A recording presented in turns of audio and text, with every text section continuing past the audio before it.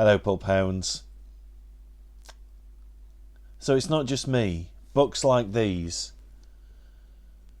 trashy horror and gruesome, violent paperbacks from the late 70s to the early 80s.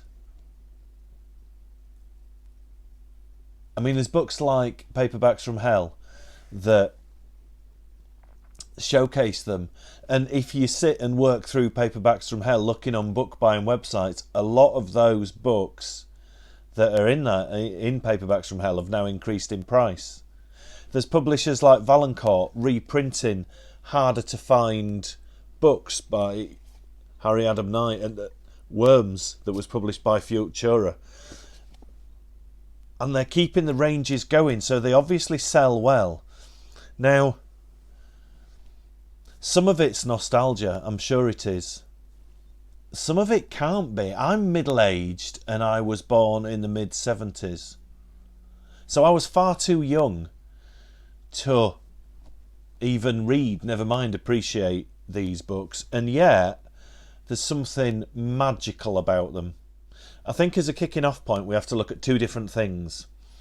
The relationship between books and films in popular culture and like the birth of more extreme, more visceral cinema.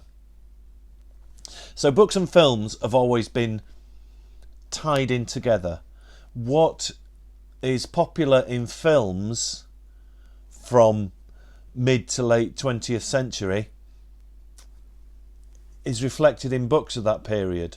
So when you got film noir and Bogey being an amazing detective, you get, you know, the kind of Mike Hammer type boom of books, and vice versa. So I guess the earliest example of books influencing films is Sherlock Holmes. There's so many Sherlock Holmes films, probably more Sherlock Holmes films and episodes of things than there is actual Sherlock Holmes stories.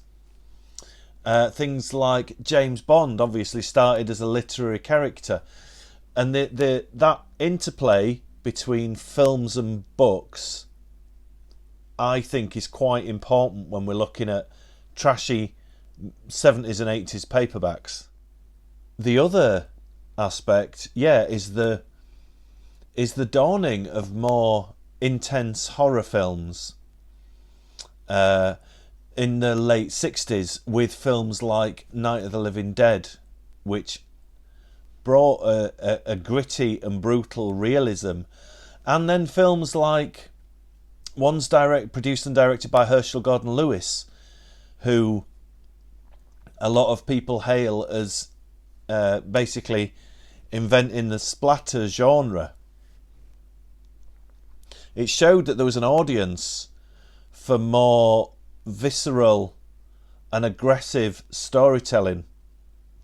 And as much as I adore Hammer films, it kind of was the beginning of the end, I think, for that gothic Kensington gore which had dominated the late 50s and early 60s, still being extreme in their own way. And at the time, I mean, they were still X certificate, which replaced the H certificate, H being for horror, but X certificate you could get in if you were 16.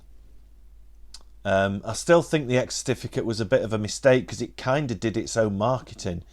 If you label something as X certificate, it's got an air of gravity and mystery and excitement to it, I think. I think the 18 certificate that we have now is a lot less thrilling and intriguing. One film personally I think is important is Wes Craven's Last House on the Left, which came out in 72. And I know Wes Craven said it was based on the Virgin Spring. But I think Last House on the Left escalated the level of intense and unpleasant violence, putting the viewer right at the heart of that, right in the centre of that. I mean, as far as I can tell, it's still not legal to be released in the UK completely uncut. There are still, I think, the most uncut version that we have, there's still 6 to 8 seconds that are cut. And Last House on the Left introduced that kind of home invasion, personal space invasion, and then subsequent revenge genre, which was picked up on by books. That was quite a popular format, not necessarily for horror. Last House on the Left is horrific, but it's not horror in the same way that monsters and zombies and killer plants and whatever you can imagine is horror. This is like human horror. This is emotional horror, which, like I said, was reflected in a lot of books of that period.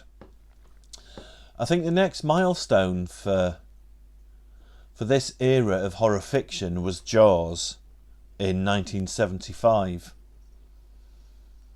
And it shows really well the interplay between books and film trends. This was kind of still before a lot of houses, the majority of houses had a television. Because Jaws kick-started that animals attack kind of genre. Even though it was based on a book, I think the movie was seen by more people than the book was read by more people initially. And animals and insects attacking and nature going wild is something that stayed with horror fiction for quite a few years. Even after the trend had subsided a little bit in cinema, it was still going strong in books. Another film I personally think is important in horror fiction is Rosemary's Baby. That kick-started a whole plethora of novels all about satanic cults in suburbia, and they're after you, and they lure you in with some of that, how's your father, and then boom, Satan's involved, and it all goes to pot after that. Well, one thing we didn't seem to get as much in horror fiction was the masked slasher like Jason Voorhees. I know it wasn't Jason in the first Friday the 13th, so don't get in the comments and go, actually, it was Pamela. But started that thing, and Michael Myers. Maybe this was because it was... I always think those kind of films are fairly gentle on a budget. The suspense is built from the director's ability to do that. It's filmed in suburbia, so you don't have exotic and lavish sets. Your main monster is just a dude in some rags or a boiler suit and a mask. And your special effects budget is blood and gore. And that wasn't something that the book world really picked up on. Also, I think cinemas were more influential back then. So there were more independent cinemas. Nowadays, an independent cinema is a novelty. But there were so many independent cinemas, even when I was growing up. And yes, they showed the blockbusters of the day, but they also filled slots with older films that had maybe earned their money and they could rent them out a little bit cheaper. The local cinema when I was growing up, I remember seeing, so this was mid-80s, mid to late 80s, I remember seeing The Exorcist, Zombie Flesh Eaters, The Beyond, and they weren't showing them for the love of showing those films. They were just filling slots on a Wednesday tea time when nobody had come. I guess with modern multiplexes and stuff like that, I know a lot of them are owned by like kind of parent studio companies. So Warner, do Warner own Cineworld? It's something like that. There's something like Warner Brothers that owns Cineworld, and or is it Universal that owns Cineworld? I can't remember. But it restricts the amount of repeat films and older films and obscure films, and limits it to it makes the cinema a money-making machine that has to show constantly the big Hollywood blockbusters that the studio that owns the cinema chain essentially are responsible for. And also more people did read. Nowadays we're distracted by expensive rectangles that show us what our friends and neighbours are having for dinner. But you've got to remember that this was a time before any of that was even thought of. It was also a time where the TV schedules weren't always that inspiring. I mean, if we look at this from 1980, for a horror fan, there's not much. And if you want anything after 11:30 to midnight, then you're scuppered, because there's no on. I know we did have movie novelizations, which will have had an audience, the movie novelisation. It will have had a market. But I think for a lot of people as well, like repeats and reruns and older films at the cinema were seen as almost like a negative thing. So I can't help thinking that movie tie-ins weren't quite as huge, because a lot of the customer base for horror books maybe will have sat there thinking, well, I've seen that book. I can either buy a book of a film I've seen, or I can buy a book that tells me a story that's new to me. So you could see sometimes that maybe film tie-ins didn't always reflect that the current trend in horror fiction, and was more of just an add-on purchase for going to see a movie. And I guess also a book is everything in one. You've got a movie poster on the front, you've got a trailer on the back, and you've got essentially a movie inside, with no limit to special effects. I think that's one of the reasons why horror fiction did carry on with that killer animals and insects thing, because there's always another story to tell about how these creatures are going to wipe us out, whether it's because of their huge numbers or whether there's one that's super intelligent and hungry and can take us out. But you would never, authors don't have a special effects budget. They can just do what they want, and it's as awesome as your imagination wants to make it. And then if you think to 1980,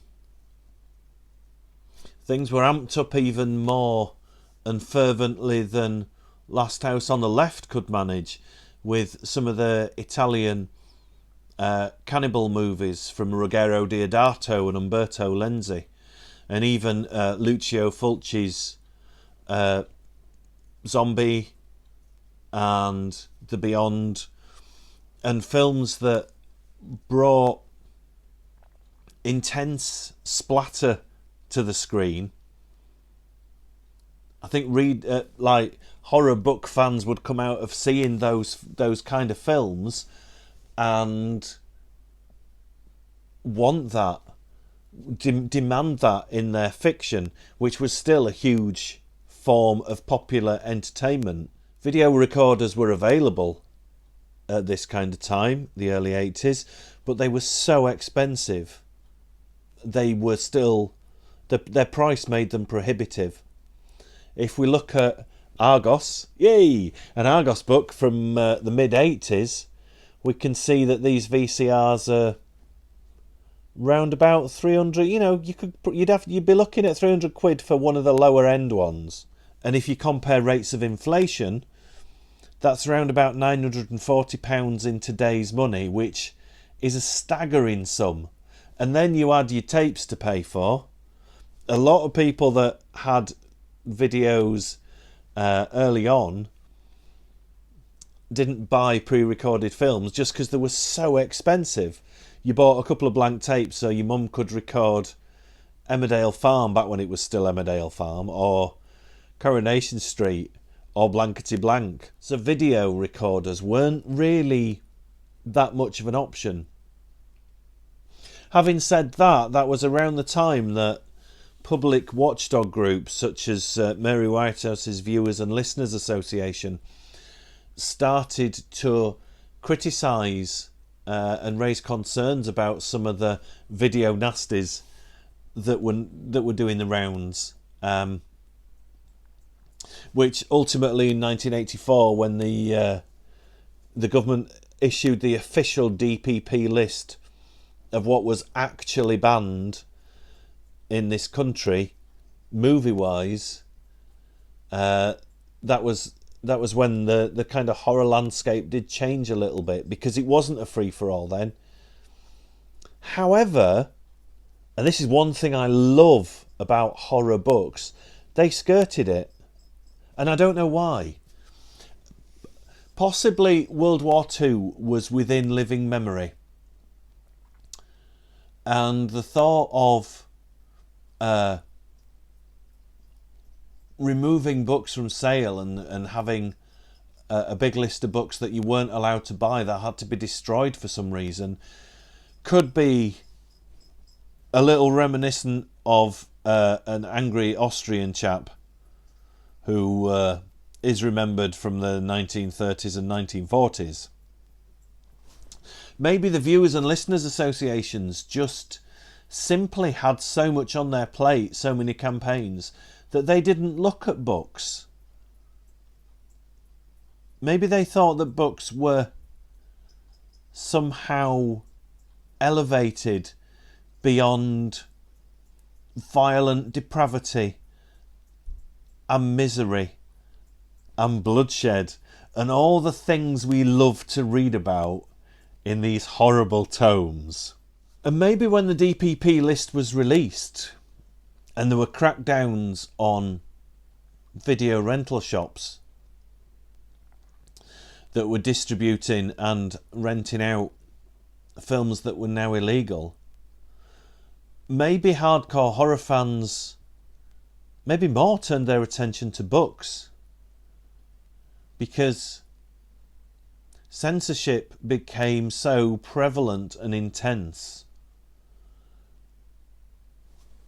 Books were still uncensored, and certain publishers knew that you could make money from sex and violence. I mean, New English Library had shown that back in the early 70's with Jim Moffat's series of skinhead books.